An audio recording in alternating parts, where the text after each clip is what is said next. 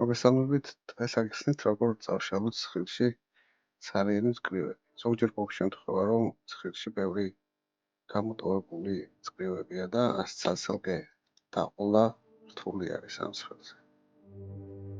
შეგვიძლია ეს გავაკეთოთ ძალიან მარტივად. მოვუნიშნავ ჩემს ცხრილის სვეტებს, ყველას, დავაჭერ Ctrl+J-ს, გამოვაფანჯარა, სადაც Special-ში შევალ და აქ მოვნიშნავ Blank Relax. OK-ს დავაწვევით, მონიშნული არის მხოლოდ ცარიელი მწკრივები, შემდეგ ერთ-ერთ მონიშნულ მირასთან მივიდათ მაუს, მარჯვენა კიდეც დავაწვევით, Delay-ს ვიწევთ, Delay-ში გამოდის ფანჯარა და შემდეგ მეორე Relax-ს დავაწვევით და OK. წაიშალა ყველა ცარიელი მწკრივი და ჩემი ცხრილი მთლიანი გახდა.